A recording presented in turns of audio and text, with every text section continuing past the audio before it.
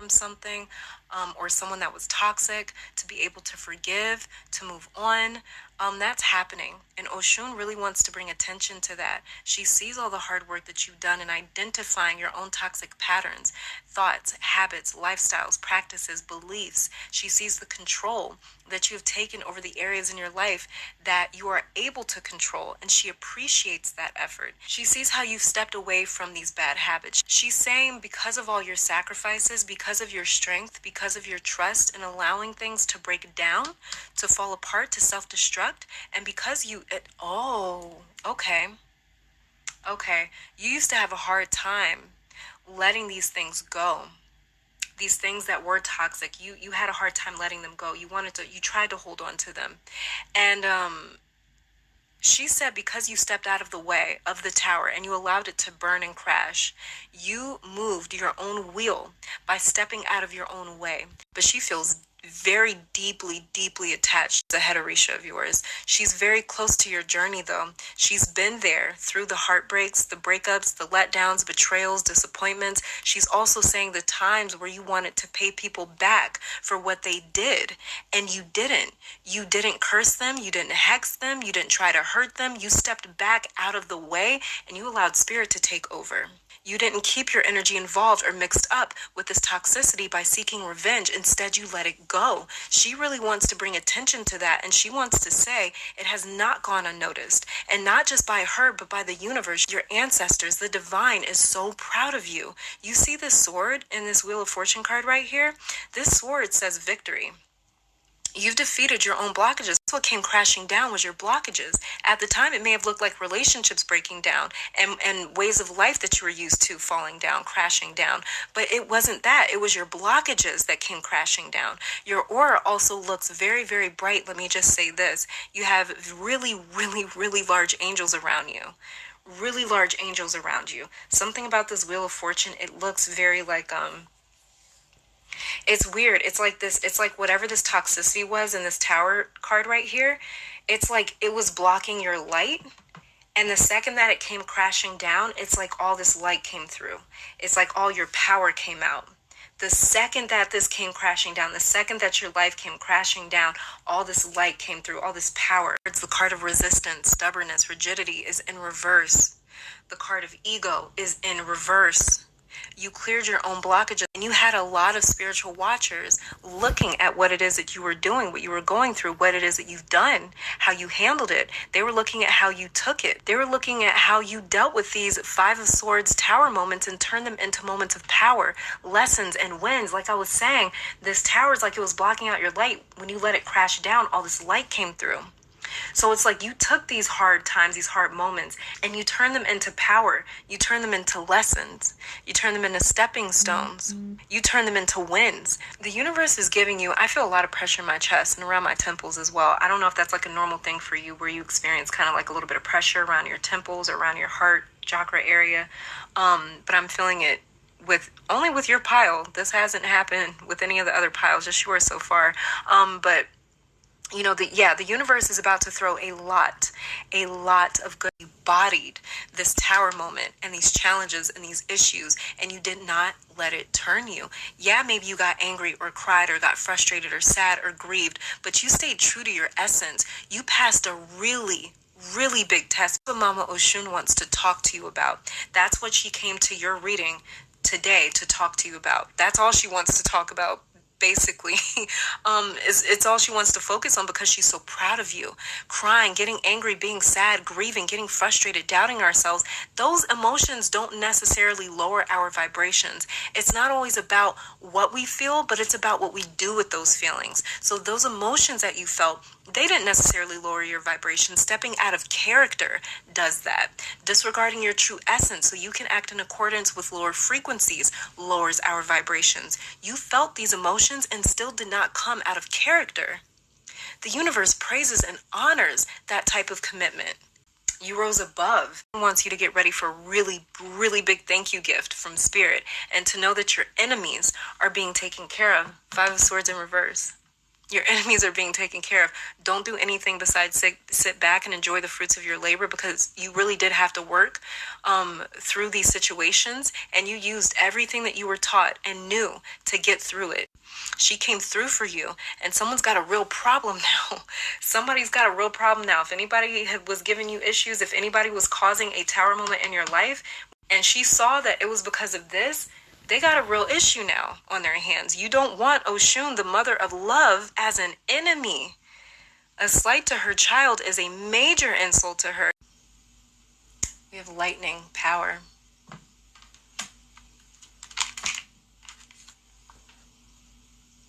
And we have crystals, focus.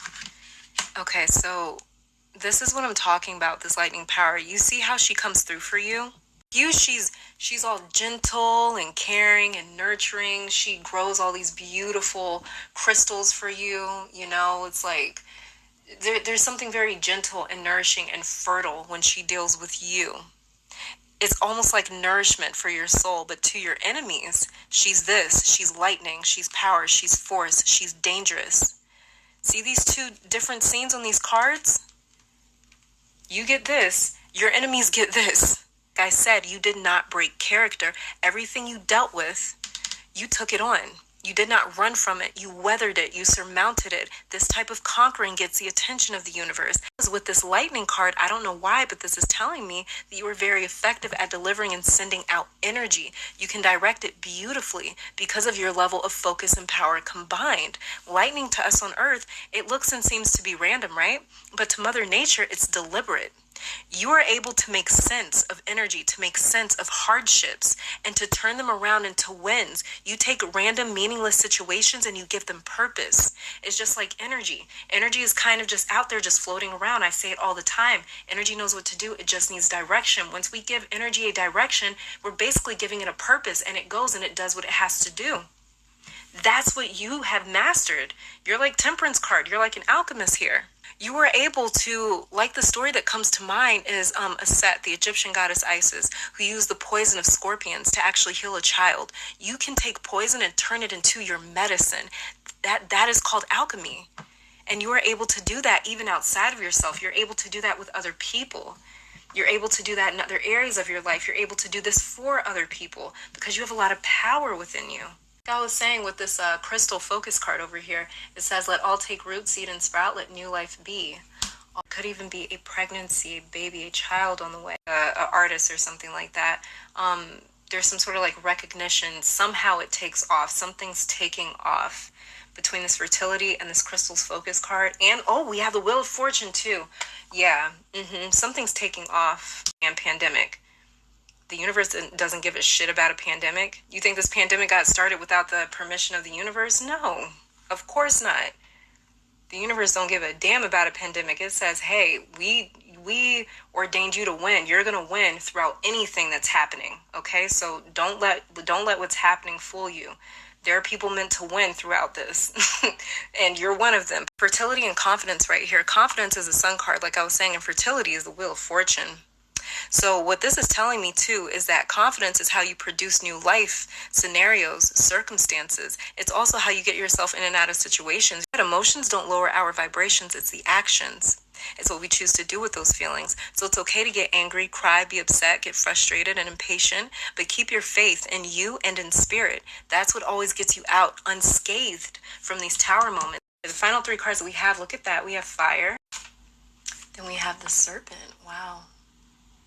I think the serpent is probably about healing. That's what I know snakes as. It's very healing. They're able to heal themselves. And then we have, look at this, taming the wind. What was I talking about? Oh my God, that's what I was picking up with crystals. That you're able to sort of direct energy. Like it says here, taming the wind. The wind cannot be tamed. The wind is undomesticated. The wind cannot be tamed. What the fuck? Oh my God. Sorry, I have to interrupt and say this. Bolton fucking bluegrass. Oh my God, I just got chills. Okay. That is able to tame or has mastered the element of air, that has mastered the wind. This is what I was talking about. Okay, so So let me get the book here, and I'm going to read the description from these 3 cards. Okay, and for the card Fire, it says, the essence of this card, fire consumes anything that it touches. The flames remind us of the impermanent nature of reality and how situations can quickly transform into beauty or even chaos. Fire is passion, and its dancing flames invite us to reach to the sky. Warmth and light are heavenly, yet too much heat can scorch us. To fully step into the energy of fire is to be utterly transformed, like the phoenix rising from the ashes. Miss Man. And the invitation for this card, it says, it's time to clear your energy, be present, and become conscious of how you communicate. This is a good time to write in a journal and put your thoughts into cohesive form. With the serpent, the essence of the serpent says, the serpent is the life force of Mother Earth. The coiled serpent of the Kundalini brings passion, healing, and renewal. She offers us the fruit of the tree of knowledge in the Garden of Eden and reminds us to shed the past the way she sheds her tired old skin. Serpent comes to offer you the forbidden fruit that will set your passion and creativity free. Interesting. And then I'm sorry. I'm gonna hate myself when I listen back. It's weird because there's fire, which is Aries, and then I don't have any air but the Bolton Bluegrass thing. And then I'm a snake in the Chinese zodiac. Kundalini is stirring within your chakras, gently asking you to embrace its mystery. Shed the old skin that you have been so attached to and welcome the vulnerable pink underbelly that will bring you a fresh experience of your life. Your passion and sexuality are awakening, and this can be scary. Trust the wisdom of serpent to transform your sensual energies into beautiful, original manifestation. Your alchemist, your shapeshifter, natural ability, a power of yours that was gifted to you by the great Mother Oshun. To know, like I said, I can't confirm that because I'm not a priest, and I definitely have a lot of respect for the Ifa and Voodoo and Yoruba religions and traditions, so I'm not going to even pretend to know what I'm talking about there. But let me take this time to thank your guides, my guides, our higher self, amazing spirit, for these messages.